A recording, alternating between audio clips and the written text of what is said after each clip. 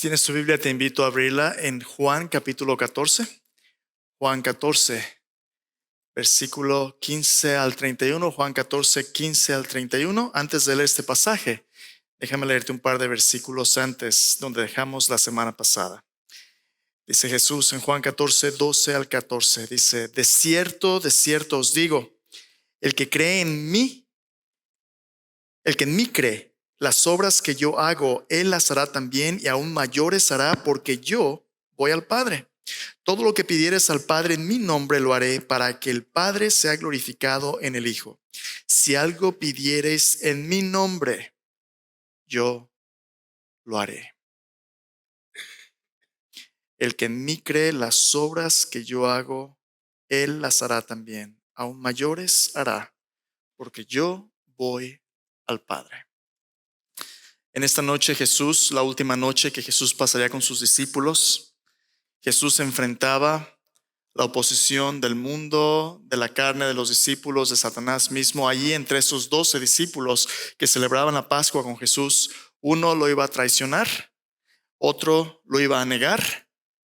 Pero aún así Jesús, a pesar de todas las emociones, a pesar de la opresión del momento, a pesar de que la cruz está simplemente a unas cuantas horas adelante, Jesús mira este pequeño grupo de discípulos y por un momento Jesús se transporta a lo que serían los siguientes años de ministerio de esos discípulos, al impacto que esos pequeños discípulos tendrían a largo plazo en las vidas de millones y millones de personas que por su testimonio, por la misión de Cristo a través de ellos, recibirían las promesas de vida eterna y un lugar en toda la eternidad que nos sigue alcanzando aún a nosotros hoy. Y Jesús dice: es cierto os digo, el que cree en mí, cosas mayores que las que hemos hecho en esos 3 años harán. Cosas mayores, porque yo voy al Padre. Hermanos, la visión de Cristo en esos discípulos es una visión tan optimista.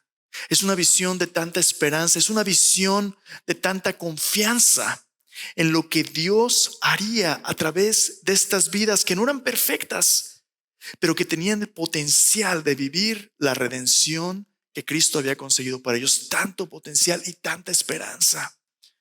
Yo no sé cómo eres tú, pero algunas veces cuando yo me levanto en la mañana ya empieza a dolerle uno de aquí, ya empieza uno a buscar refacciones y dice que ya no hacen de este modelo, ¿verdad? Dice: caray, va a estar complicado el asunto. A veces uno se ve en el espejo en la mañana y dice uno: ¿cuándo me convertí en esto? A veces es difícil tener esperanza. El día de ayer, por la gracia de Dios, cumplí 45 años y llegué a mis 45 arrastrándome. Gracias, hermano, gracias por las llamadas, los textos, pero llegué a mis 45 arrastrándome, así como que llegué. Y hay hermanos que me dicen que están en sus 60, no, espérate que cumpla 50 o 60, ahí es donde se pone todavía mejor. Pero a veces uno al final del día llega uno arrastrándose y a veces parece como: sí, Señor, ven, Señor Jesús, ¿verdad? A veces la vida se complica y las preocupaciones, los estreses, los dolores, la enfermedad, la necesidad, los miedos, las ansiedades, a veces le roban a uno la perspectiva a lo que Dios está haciendo a largo plazo. Por eso Jesús en los primeros versículos le dice a sus discípulos: no se turbe su corazón, no tengan miedo. Ustedes creen en Dios, creen en mí. Sí, el futuro está asegurado. Sí, el Señor está preparando un lugar para nosotros. Él viene de nuevo. Él viene por nosotros. A los discípulos dijo: los voy a ver otra vez. Jesús iría a la cruz. Después de su muerte sería sepultado, pero al tercer día Jesús resucitaría y Jesús vendría a su encuentro, asegurándoles que no solamente Él tiene el poder de vencer la muerte, sino tiene el poder de asegurarnos por toda la eternidad. Y por un momento Jesús los mira aquí y dice: ustedes son, aunque el mundo no lo vea, ustedes son la semilla de esperanza de toda una nueva raza, de una nueva humanidad rescatada y redimida, a través de la cual Dios va a transformar todo el mundo. Estaba leyendo ayer un poquito acerca de biografías de hombres famosos y poderosos, y uno de esos hombres que siempre ha fascinado mi imaginación es Alejandro el Grande. ¿Ha oído usted de Alejandro el Grande? ¿Sabe por qué ha oído de él? Porque él es el grande. Todo el mundo sabe de Alejandro el Grande, ¿verdad? Alejandro el Grande es un hombre que conquistó en la antigua Grecia gran parte del mundo conocido como precursor de lo que después se convertiría en parte del Imperio Romano. Pero la cultura de Grecia, Macedonia, los greco-macedonios eran personas hambrientas de grandeza, hambrientas de éxito. Alejandro el Grande tenía como su tutor a ningún otro sino a Aristóteles. Usted ha oído de Aristóteles, ¿verdad? Es como ahora si usted tiene la oportunidad de ir a estudiar a Harvard. Es el prestigio de dónde se crió, de con quién se crió. Lo que me llamó más la atención acerca de Alejandro el Grande es que aunque tenía tanta hambre de éxito, ¿sabe de cuántos años muere Alejandro el Grande? 32. En sus 32 años conquistó un imperio que extendía toda Grecia, el norte de África, todo lo que es Turquía y hasta India en unos cuantos años de sus campañas militares.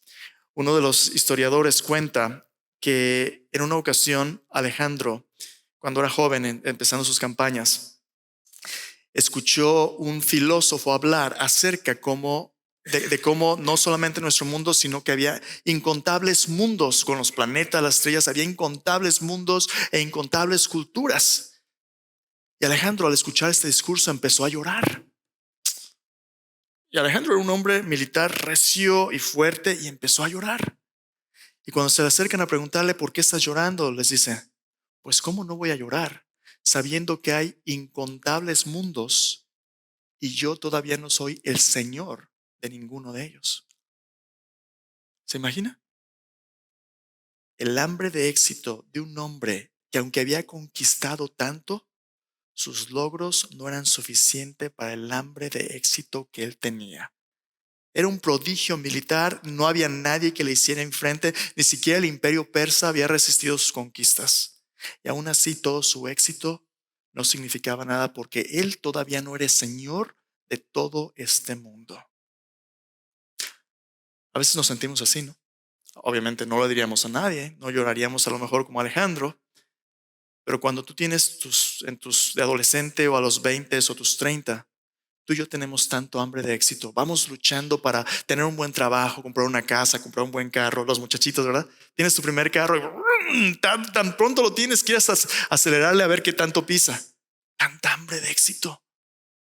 Tu carrera, tu familia, tu esposa, tus hijos. Llegas a tus 30 y te das cuenta que es un poquito más difícil de lo que pensabas. Pero ya que llegas a los 40 y que ya abriste todas las primeras veces y las puertas se te empiezan a cerrar y llegaste a donde pudiste, a lo mejor tuviste cierto éxito, pero en comparado de lo que eran tus sueños y comparado de lo que el mundo dice que es grande, a lo mejor tú te sientes como un perdedor o muy pequeño. Porque tu nombre no aparece en la lista 10 de Forbes de los millonarios, ¿verdad? O porque a lo mejor tú no tienes la plataforma de influencia de la internet y nadie reconoce tu nombre cuando apareces o nadie te dice, oh, qué famoso es usted. A lo mejor a la luz del mundo eres uno entre billones y no cuentas más que un pequeño número para los que te conocen. A lo mejor dentro lloramos porque no somos tan grandes como queremos ser. Pero quiero que pienses por un momento en Jesús. Alejandro el Grande conquistó el mundo, imperios, pero quiero que pienses acerca de lo que él dijo. Yo lloro porque todavía no soy señor de uno de esos múltiples mundos. ¿Sabes qué es lo que Alejandro estaba diciendo? Estas son las lágrimas de un monstruo. ¿Sabes por qué? Porque sus conquistas fueron a punta de espada. Y lo que Alejandro estaba diciendo es que en todas estas culturas y mundos todavía veía gargantas que él no había cortado para su gloria. Porque el éxito del mundo es un éxito en el cual somos mejores a costa de la miseria de otros, donde nos engrandecemos a costa de otros. Muchos de nosotros nos sentimos mejor que otros porque otros están peor, especialmente en nuestra cultura hispana. A veces nuestra cultura hispana lucha con la envidia. ¿No es cierto? Cuando alguien tiene algo un poquito mejor o está teniendo educación, oh, pues si ya se creen muchos, son muy creídos ya, ¿verdad? Alguien me contó una vez una historia de la diferencia entre los cangrejos mexicanos, yo soy de México, y los cangrejos japoneses. ¿La ha oído? No, no lo ha oído, porque se lo voy a contar. los cangrejos mexicanos y los cangrejos japoneses. Llega una persona a una tienda donde tenían cangrejos. Y en una había unos cangrejos con una etiqueta que decían cangrejos mexicanos. Y en otra etiqueta que decía cangrejos japoneses. Y los vio, el cuate ve los cangrejos y se ven igualitos. Igualitos. Pero los cangrejos japoneses tienen una tapadera encima y los mexicanos está abierto. Esa cara, eso está extraño. Le pregunta al que está ahí vendiendo los cangrejos. Dice, oye, explícame, ¿cómo que japoneses y mexicanos? Dice, mira, obsérvalos un ratito, te vas a dar cuenta. Y ve los cangrejos japoneses. Ahí están, uno de repente está viendo hacia arriba y se da cuenta que la tapa no está tan alta. Entonces empieza a llamar a los otros cangrejos y se empiezan a organizar y uno se pone abajo y otro encima y otro encima y otro encima y empiezan a treparse hasta que están a punto de salirse. Si no tiene tapadera, pues se salen todos, porque uno ayuda al de abajo hasta que todos se salen de la caja y todos se van. Dice, son cangrejos japoneses. Ahora mira los mexicanos. Este cangrejo mexicano, por fin uno tiene una brillante idea de cómo empezar a salirse y empieza a treparse solo como puede y lo ve otro abajo. ¿Sabes qué es lo que hace? Inmediatamente lo agarra y lo tira. Dice, esos no ocupan tapa, son cangrejos mexicanos. Porque todo el mundo tiene envidia unos de otros, porque todos están hambrientos de éxito, pero no se ayudan mutuamente. Tristemente, a veces eso es cierto. Tristemente, cada cultura lucha con diferentes cosas. Pero muchas veces nosotros, como hispanos, a veces estamos tan desesperados del éxito que cuando empezamos a prosperar, nosotros mismos nos hacemos pedazos. ¿Cómo puede Jesús cambiar este corazón que quiere ser grande a costa de otros? Bueno, si tú ves en este pasaje que leí hace un momento, Jesús mira a sus discípulos y Él se llena de gozo de ver que otros van a hacer cosas más grandes que Él. Jesús no vino para que Él fuera reconocido como el más grande, pero irónicamente, Él es el más grande porque vino a entregarse por nosotros. Jesús dijo, el Hijo del Hombre no vino para ser servido, sino para servir y para dar su vida en rescate por muchos. Jesús tiene una definición de éxito que es muy diferente a la definición del mundo. Ser grande en el reino de Dios no significa ser grande a costa de otros. Significa, como vamos a ver en un momento, no lo que la gente piensa de ti, sino lo que Dios dice de ti.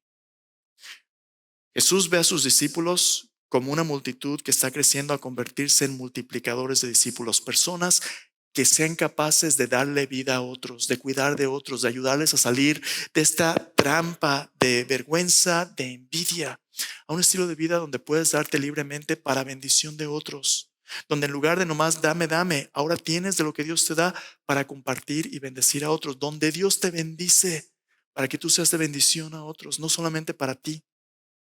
¿Cómo es que Jesús va a cambiar a sus discípulos? ¿Por qué es que Jesús tiene tanto optimismo en su transformación? De eso vamos a hablar el día de hoy. Con la gran comisión de ir y hacer discípulos, Jesús nos da también su gran provisión.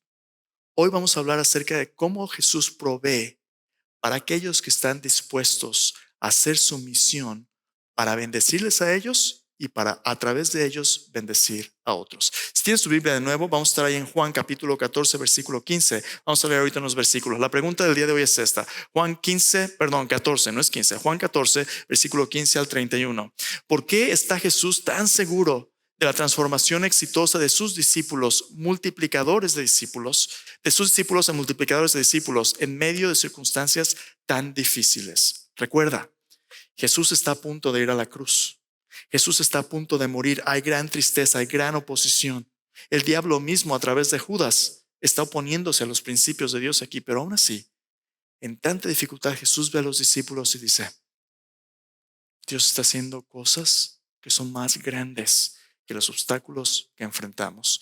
¿Qué es lo que Jesús provee? Vamos a ver dos cosas hoy. Vamos a ver que Jesús tiene confianza en la transformación exitosa de sus discípulos como multiplicadores de discípulos, porque su confianza descansa en dos cosas.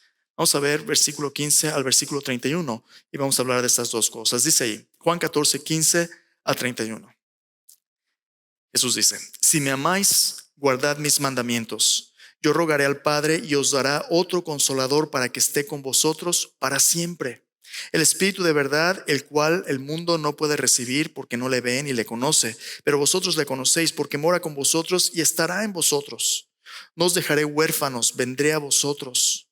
Todavía un poco y el mundo no me verá más, pero vosotros me veréis, porque yo vivo, vosotros también viviréis. En aquel día vosotros conoceréis que yo estoy en mi Padre y vosotros en mí, y yo en vosotros. El que tiene mis mandamientos y los guarda, este es el que me ama. El que me ama será amado por mi Padre, y yo le amaré y me manifestaré a él. Le dijo Judas, no el Iscariote: Señor, ¿cómo es que te manifestarás a nosotros y no al mundo? Respondió Jesús y le dijo: El que me ama, mi palabra guardará. Mi Padre le amará y vendremos a él y haremos morada con él. El que no me ama no guarda mis palabras. La palabra que habéis oído no es mía, sino del Padre que me envió. Os he dicho estas cosas estando con vosotros, mas el Consolador, el Espíritu Santo, a quien el Padre enviará en mi nombre, Él os enseñará todas las cosas y os recordará todo lo que yo os he dicho. La paz os dejo, mi paz os doy. No os la doy como el mundo la da. No se turbe vuestro corazón ni tenga miedo. Habéis oído que yo os he dicho: voy y vengo a vosotros. Si me amarais, os habríais regocijado, porque he dicho que voy al Padre, porque el Padre mayor es que yo. Y ahora os lo he dicho antes que suceda, para que cuando suceda creáis. No hablaré ya mucho con vosotros, porque viene el príncipe de este mundo y él nada tiene en mí. Mas para que el mundo conozca que amo al Padre, y como el Padre me mandó, así hago. Levantaos, vamos de aquí. ¿Por qué Jesús tiene tanta confianza en la transformación de sus discípulos en multiplicadores de discípulos? Por dos cosas. La primera de ellas es esta: Jesús tiene una definición de éxito que es diferente de la definición del mundo. ¿Notó qué es lo más importante para Jesús? 4 veces Jesús, en este pasaje que acabamos de leer, les dice a sus discípulos lo que significa realmente tener éxito en nuestra vida. Y Jesús lo dice en el versículo 15. Dice: si me amáis, ¿qué cosa? Guardad mis mandamientos. ¿Sabe usted qué significa vivir la vida al máximo desde el punto de vista de Jesús? ¿Sabe usted qué significa vivir una vida que valga la pena vivir? Jesús, también en sus 30, 32, 33, igual que Alejandro cuando muere, Jesús no viajó por todo el mundo. Jesús no tenía una cuenta de banco enorme. Jesús no tenía muchas propiedades. Jesús invirtió su vida en los más cercanos a él, a los que llamó discípulos, y entregó todo por ellos, incluso su vida en la cruz. ¿Y sabe por qué lo hizo Jesús? Jesús lo hizo por amor, pero no solamente por amor a ellos, y no principalmente por amor a ellos. ¿Sabe por amor a quién? Por amor a Dios. ¿Se fijó cómo al final, en el versículo 31, Jesús les dice aquí qué es lo que le motiva? El versículo 31 dice: mas para que el mundo conozca que yo amo ¿a quién? Al Padre. Y como el Padre me mandó, así hago. La principal motivación de Jesús en su vida era un amor por el Padre que buscaba la gloria de Dios. Al final, como vamos a ver unas semanas después en Juan 17, justo antes de que Jesús vaya a la cruz, cuando ora por sus discípulos, Jesús dice: Padre, he acabado la obra que me diste que hiciese, yo te he glorificado. Lo que consume el corazón de Jesús es un amor por Dios que busca sobre todas las cosas la gloria de Dios. Es un amor entre el Padre y el Hijo. ¿Y sabe cómo se demuestra ese amor? Se demuestra porque se siente bien bonito. Aquí en el corazón, es cuando yo canto esos cantos, ay, se me sale una lágrima aquí porque la emoción me gana. Jesús no define el amor como una emoción. En la cultura donde vivimos, muchas veces la gente habla de amor como un sentimiento, como este cóctel de químicos que tenemos en nuestro cerebro cuando estamos infatuados con alguien, ¿verdad? Usted ve a la chica cuando andaba de novio, le late el corazón, ¿verdad? La emoción. La emoción puede ser parte del amor verdadero, pero no es absolutamente necesario para el amor verdadero. ¿Cómo define Jesús el amor verdadero? Jesús ahí dice: si me amáis, guardad mis mandamientos. El amor verdadero es una decisión de hacer lo que es verdadero, lo que es mejor en beneficio de otros. Ese es el amor de Dios. Me encanta cómo Jesús lo describe. Cuando Jesús habla de la voluntad de Dios, habla acerca de mandamientos. La Biblia, la palabra de Dios, está llena de testimonios, de mandamientos, de instrucciones que nos muestran no solamente la voluntad de Dios en términos de obediencia, sino también en términos de principios y en términos de la persona que origina esos principios. Dios revela su voluntad porque su persona es buena, es verdadera, es hermosa. Sus principios y sus preceptos fluyen de esta persona. Cada vez que usted lee un mandamiento en la Biblia, cada vez que usted lee los testimonios de la Biblia, las instrucciones de la Biblia, estos principios y preceptos revelan a la persona de Dios. Y cuando usted ve quién es Dios y la excelencia de su carácter, la respuesta de nuestro corazón debería de ser amarle, rindiéndonos a su voluntad. Este es precisamente algo que no podemos hacer solos, sino que revierte los efectos del pecado de Génesis 3. La razón de que estamos en este desastre de egoísmo y de búsqueda de significado y de hambre que nada puede saciar es que desde Génesis 3, cuando Dios nos dio un mandamiento, ¿recuerda Adán y Eva? De todos los árboles del huerto puedes comer, pero del árbol que está en el centro del conocimiento del bien y del mal no comas, porque el día que comas vas a morir. Qué difícil, ¿verdad? Un mandamiento les dio. Todo, come, disfruta todo. Pero como criatura tienes que entender que tú no eres el Señor de este mundo, Alejandro. Tú no eres el Señor de este mundo. Si tú te llamas Alejandro, me refería a Alejandro el Grande. Pero si te queda, ¿verdad? Gratis. Tú no eres el Señor de este mundo. ¿Quién es el Señor? Solo Dios. Pero ¿cómo nos sentimos cuando alguien nos dice que no podemos hacer algo? Ah, qué gusto nos da, ¿verdad? Un gustazo. Cuando nuestras mamás o nuestros papás nos decían, no llegues más tarde de esto, no vayas. Ah, ¿cómo nos cala? ¿Cómo te atreves tú a decirme lo que yo puedo o no puedo hacer? Yo soy libre. Yo hago lo que a mí me dé mi soberana gana. ¿En serio? Sí. A ver, deja de respirar por 10 minutos. No puedes, ¿verdad? A ver, deja de comer por 3 meses. No puedes tampoco. A ver, deja de beber agua por 3 semanas. Tampoco puedes. No, ¿verdad? Porque somos criaturas. No somos creador. Necesitamos para vivir. Hay un Dios que nos provee. Lo más básico no lo podemos sin Él. Pero a veces pretendemos que podemos vivir nuestra vida independientemente como si fuéramos dioses y solo somos hombres y mujeres. No podemos vivir sin Él. Y Dios nos invita a acercarnos a Él y conocer su voluntad y rendirnos a Él y decirle, Señor, porque tú me has amado, aunque no lo merezco, yo quiero amarte. Ayúdame a hacer tu voluntad. Jesús nos dice 4 veces. Primera de ella en versículo 15, si me amáis, guardad mis mandamientos. Nota que ese es un llamado personal. Cada uno de nosotros tenemos que confrontarnos con la verdad de Dios, tomar una decisión si le conocemos o no. Cuando tú vienes a esta iglesia, al final normalmente te damos la bienvenida y decimos algo así como esto. Oye, si tienes un minuto, pasa al centro de bienvenida, alguien te va a dar un pequeño obsequio de bienvenida. En ese obsequio hay un pequeño librito. Un librito que se llama El Diario Permanecer, está en nuestra página web también, pero es un plan de lectura anual en el que si pasas unos 20 minutos leyendo o escuchando, tenemos tanta tecnología que si no te gusta leer, la puedes escuchar la palabra de Dios en 20 minutos al día, 5 días a la semana, en un año. Puedes leer tu Biblia de tapa a tapa. ¿Por qué es tan importante leer tu Biblia? Porque tú y yo no vamos a ser discípulos de Cristo, no vamos a ser aprendices de vida si no sabemos la instrucción de Cristo. La mayoría de los que dicen conocer y seguir a Jesús en las iglesias cristianas ni siquiera han leído su Biblia de tapa a tapa una sola vez. Si tú nunca has leído tu Biblia, a lo mejor tú acabas de poner tu fe en Cristo, eres nuevo en la fe, no te preocupes, eres un bebé, estás creciendo.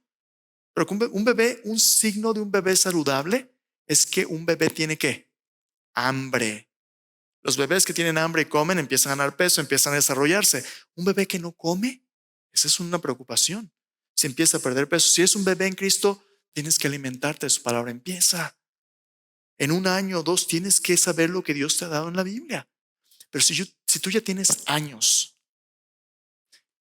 en esos años nunca has leído tu Biblia de tapa a tapa, pero no solamente nunca la has leído, no solamente no la conoces, sino hay cosas de tu fe que aunque tienes preguntas, nunca te has preocupado por indagar y rascar.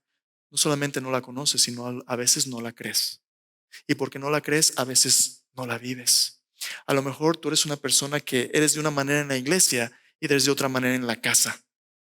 Aquí, hermano, Dios te bendiga. Y en la casa, ¡ah! Sabes que tus hijos ven, tu esposa ve, tu esposo ve. No estás dando el testimonio de alguien que, como dijo Jesús, si vosotros permanecéis en mi palabra, seréis verdaderamente mis discípulos. Conoceréis la verdad. La verdad os hará ¿qué? Libres. A lo mejor todavía estamos esclavizados de todo tipo de pecados y no dejamos que Cristo nos haga libres. ¿Por qué? Porque nuestro amor no ha crecido al punto de obedecer su palabra en fe. Estamos agarrados de la Biblia del listoncito. No hemos hecho como el salmista: en mi corazón he guardado tus dichos para no pecar contra ti. Jesús les dice, esto es personal, pero no solamente eso, es un llamado inclusivo. Ve el versículo 21 y versículo 23.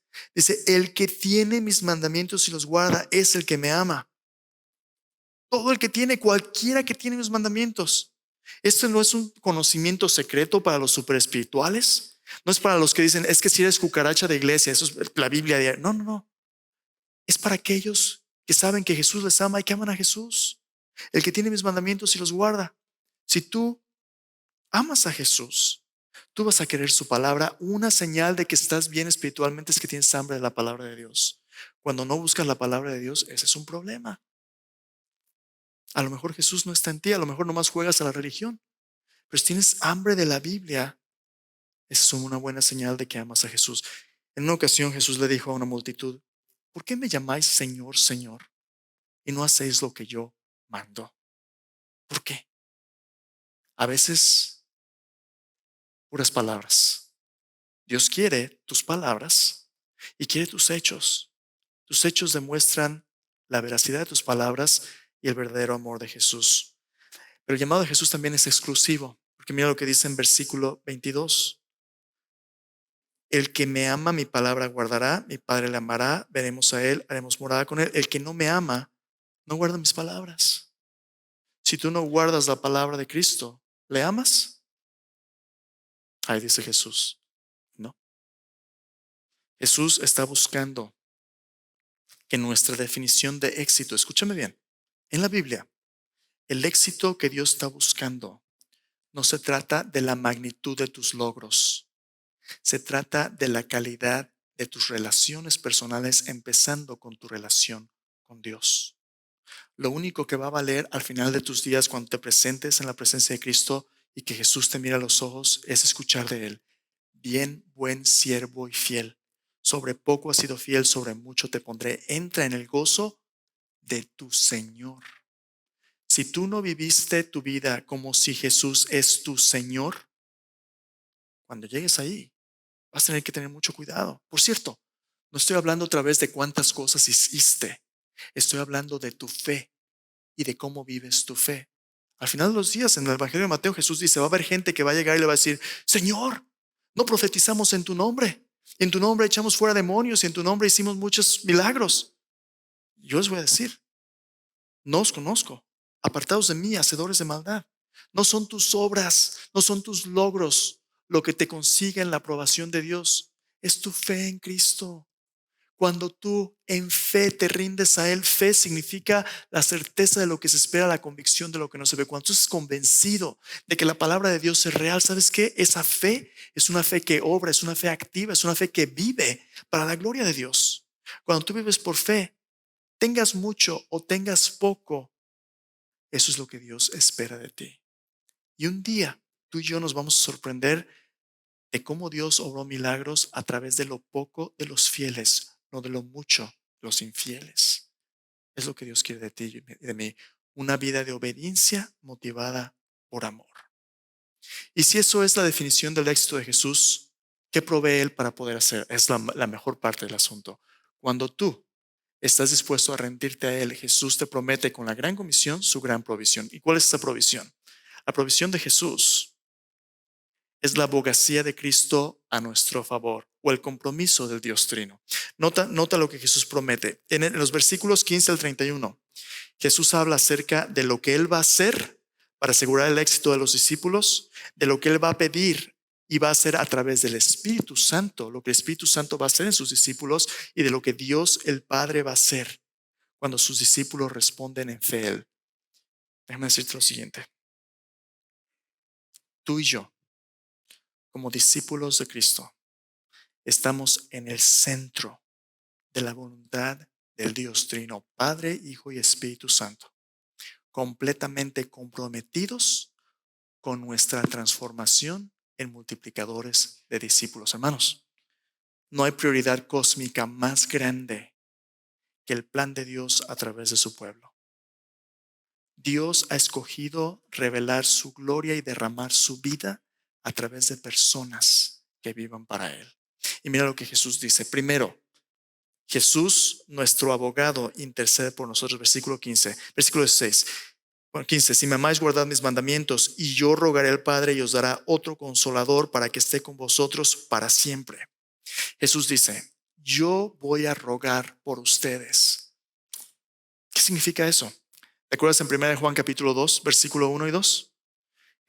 Juan nos dice, hijitos, estas cosas os escribo para que no pequéis. Y si alguno hubiere pecado, abogado tenemos para con el Padre, a Jesucristo el justo. Él es la propiciación por nuestros pecados, no solamente por los nuestros, sino también por los de todo el mundo. ¿Qué significa abogacía de Cristo? Esta palabra que Jesús utiliza aquí, otro consolador, es la palabra de donde se traduce en 1 Juan capítulo 2, versículo 1 y 2 como abogado. Un consolador no es alguien que viene y te pone el brazo y nomás dice, todo va a estar bien. Ay, pobrecito, ya. No. Es difícil de traducir, pero la palabra que se utiliza ahí es alguien que viene a un lado tuyo para sostenerte, para darte fuerza, para apoyarte cuando no puedes hacer las cosas solos. Confort viene del latín que significa confortar, significa fortalecer. Jesús, los traductores dicen, otro consolador, otro ayudador, otro fortalecedor. Nota que dice otro, ya había allí uno. ¿Quién era? Jesús. Ser un abogado significa ser un campeón de los intereses de los cuales está hablando. Lo que Jesús está diciendo es esto. En todo este tiempo que yo he estado con ustedes como su líder, ustedes mis discípulos, yo los he protegido, yo los he guardado. Ahora yo me voy, pero no los voy a dejar solos. Yo voy a seguir intercediendo por ustedes. Voy a venir de nuevo a ustedes. No los voy a dejar huérfanos. A veces tú y yo nos sentimos como huérfanos cósmicos, ¿verdad? ¿Será Dios real? A veces cuando tengo problemas, cuando ya no puedo seguir adelante, me siento tan solo. Pero Jesús nos dice, ustedes nunca van a estar solos, porque yo voy a interceder por ustedes, yo voy a estar con ustedes y no solamente eso, yo voy a enviar al Espíritu Santo, el Espíritu de verdad. El Espíritu Santo es Dios, la tercera persona de la Trinidad, dice que estará con ustedes, pero va a estar en ustedes. Tú y yo a veces vivimos en una cultura supersticiosa, ¿verdad?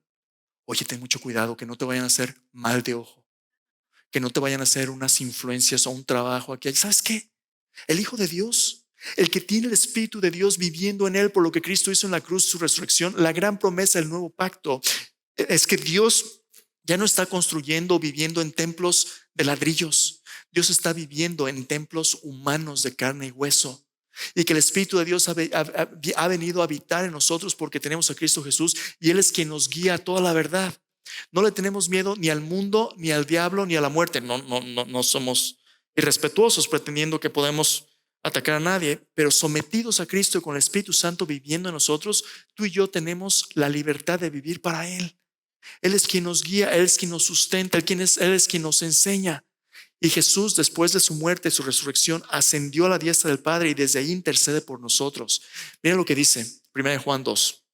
Dice que Él es nuestra propiciación. ¿Propicia qué? Sí, es una palabra que utilizamos todos los días, ¿verdad? A ver, pásame la propiciación, por favor. ¿Qué es eso? ¿Qué es esa propiciación? Propiciación significa que habiendo pagado para comprarnos del pecado, eso es redención, habiendo pagado el precio de nuestra vida con su muerte, Dios no está enojado con nosotros. La ira de Dios no reposa sobre nosotros más, porque la justicia de Dios ha sido satisfecha en Cristo. Dios nos es propicio. Dios ahora nos mira con placer y con una actitud benevolente, porque Cristo ya pagó justamente por nuestros pecados. La Biblia dice, la paga del pecado es muerte, pero el regalo de Dios es vida eterna en Cristo Jesús, Señor nuestro. Yo no sé cómo piensas tú acerca de Dios. A veces vivimos nuestra vida y cuando nos va algo mal, ¿qué decimos? Es que Diosito me está castigando. Ok. Necesito dos cosas. Primera, el Dios de la Biblia no es un Diosito. Un Diosito es un Diosito que tú puedes poner en tu cartera o te lo puedes colgar como una medalla. Esos sí son Diositos. Pero así de chiquitos están que no te pueden ayudar. Es un Diosito. Un Diosito no te sirve para nada. El Dios de la Biblia es el creador de los cielos y la tierra, es majestuoso. Es más grande que nuestra comprensión, más poderoso que cualquier cosa que puedas imaginarte. Isaías capítulo 40 nos dice que Él cuenta todas las estrellas por nombre. Él mide el polvo de la tierra con 2 dedos. Él pesa los montes con balanzas, con pesa los collados. Este Dios nunca se cansa, nunca se duerme, nunca lo agarras desprevenido. Es un Dios majestuoso. Este no es un Diosito, es un Dios magnífico y grande. Pero no solamente eso, este Dios magnífico en Cristo es un Dios que nos ama, que nos dio a su Hijo para rescatarnos, que nos dio su Espíritu Santo para santificarnos. Escúchame bien, Cristo nuestro abogado, el Espíritu Santo nuestro abogado, quien nos santifica día con día, nos introducen cuando obedecemos sus mandamientos, los mandamientos de Cristo, nos introduce a la comunión del Padre, Hijo y Espíritu Santo, donde el propósito es que experimentemos la plenitud. Escúchame bien, bien importante, la plenitud del amor del Padre. ¿Notaste? Jesús dice, cuando alguien tiene mis mandamientos y los hace, es el que me ama. A este, mi Padre le amará y vendremos a Él, nos manifestaremos a Él. Cuando tú y yo andamos en sus mandamientos, creemos en Cristo, recibimos su palabra y el Espíritu Santo vive en nosotros, la gran promesa de Cristo es que tenemos una relación personal con Dios. Esta mañana, nuestros grupos de estudio bíblico, nuestras comunidades bíblicas empezaron un estudio bíblico llamado Mi experiencia con Dios. Déjame decirte, nuestro caminar con Dios no es una doctrina, no es una idea, es una experiencia diaria donde Dios es real en nuestras vidas. ¿Sabes qué es lo que tu corazón anhela y por qué lo buscas tanto? Tu corazón anhela. Lo único que puede llenarle es el amor de Dios. El amor de Dios que sobrepasa todo conocimiento, Efesios 3 dice. Un amor de Dios que no puedes medir su profundidad, su altura, su anchura.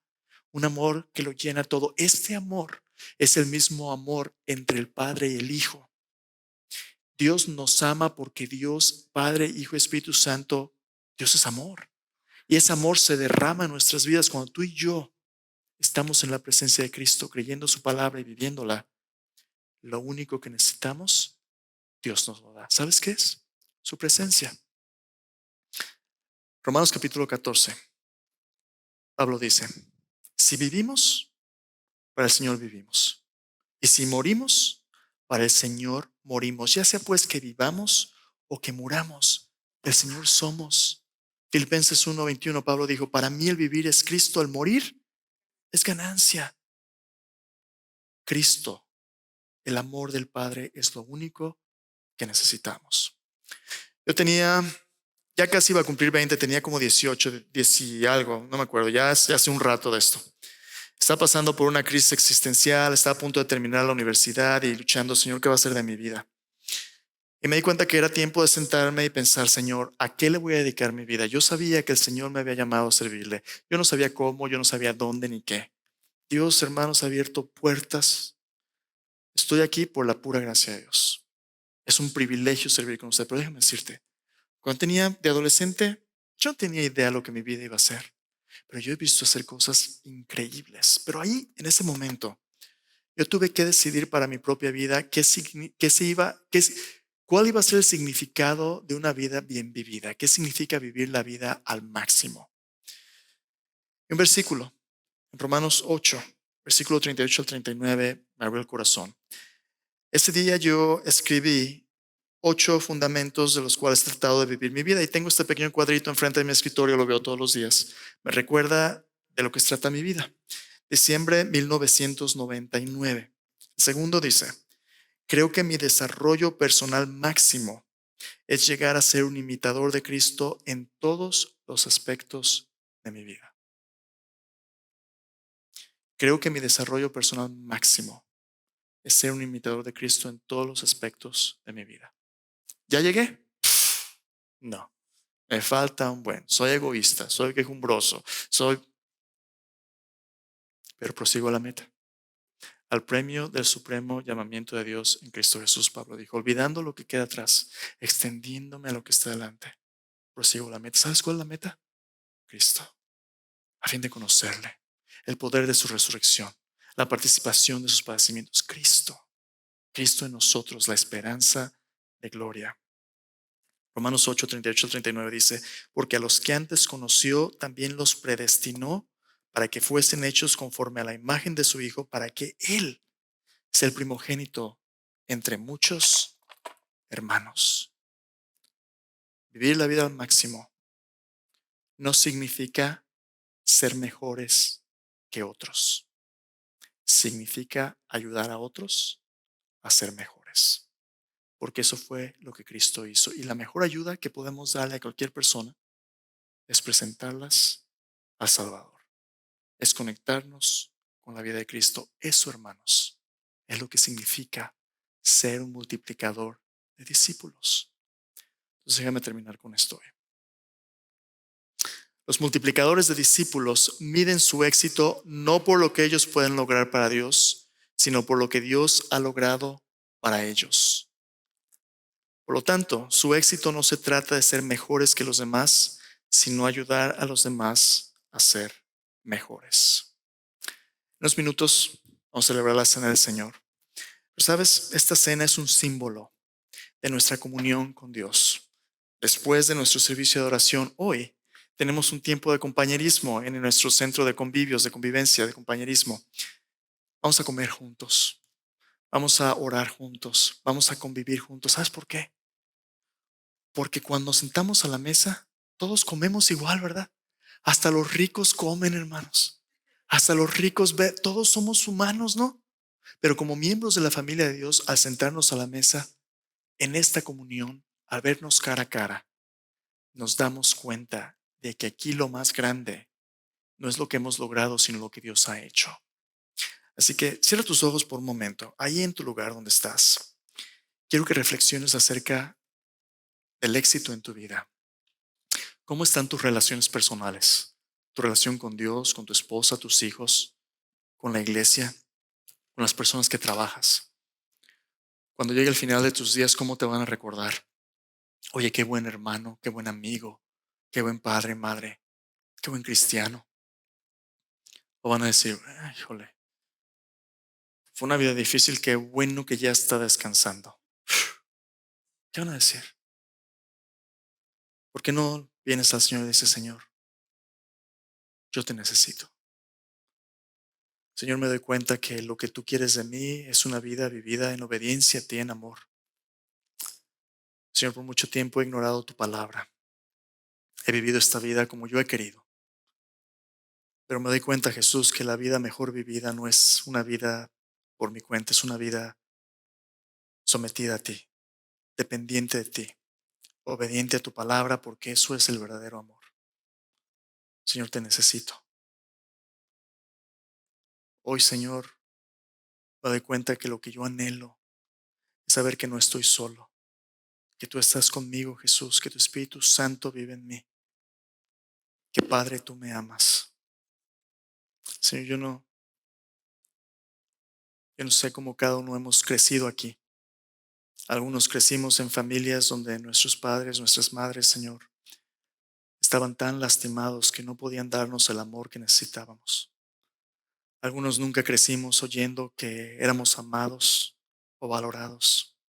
Otros sí, pero independientemente de cómo crecimos, nuestro corazón sigue hambriento de un amor verdadero que nunca cambie y que no se acabe. De la seguridad de saber que pase lo que pase, hay alguien que nos va a tomar de la mano cuando lo estemos más, que no somos huérfanos. Padre, venimos a ti. Y en esta mesa, Padre, nos has dado a tu Hijo, nuestro Señor Jesucristo, quien murió por nosotros, fue sepultado y resucitó al tercer día para que todo aquel que en Él cree no se pierda, mas tenga vida eterna. Te pido que si hay alguien que no haya confiado en Jesús aún hoy, Señor, que en su corazón no los deje salir de aquí en paz hasta que vengan y escuchen lo que Jesús hizo por ellos, Señor.